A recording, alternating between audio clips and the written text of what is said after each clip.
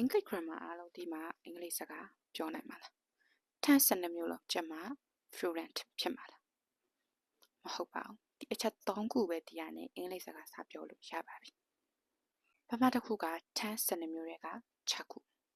present simple present continuous past simple past continuous future simple future continuous ဒီ6ခုကိုပိုင်နိုင်သိမယ်ဆိုရင်တော့ daily conversation တွေရဲ့ 70% လောက်ကိုကပိုင်နိုင်ပြောနိုင်ပြီလို့ပြောလို့ရတယ်နံပါတ်2အချက်ကအားလုံးသိပြီးသားဖြစ်တဲ့ moral verb တွေ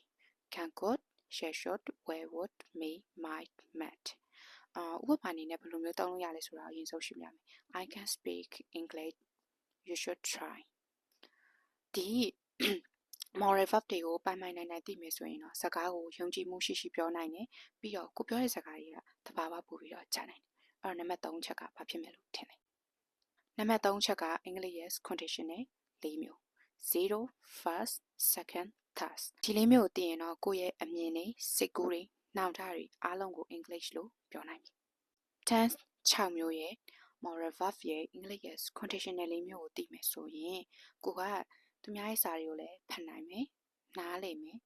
ပြီးတော့ standard လည်းတည်ဆောက်နိုင်မယ် speaking အနေနဲ့ပြန်ပြီးတော့အသုံးချနိုင်မယ်ဆိုရင်တော့ကိုက English စကားကိုအခြေခံအနေနဲ့ကိုတိကျပေါက်ပြောနိုင်ပြီလို့ပြောလို့ရတယ်နေအောင်ဒါပေမဲ့ပြောစရာတစ်ခုရှိတယ်ဒါပေမဲ့လို့တကယ်ပြောကောင်းချင်နေဆိုရင်တော့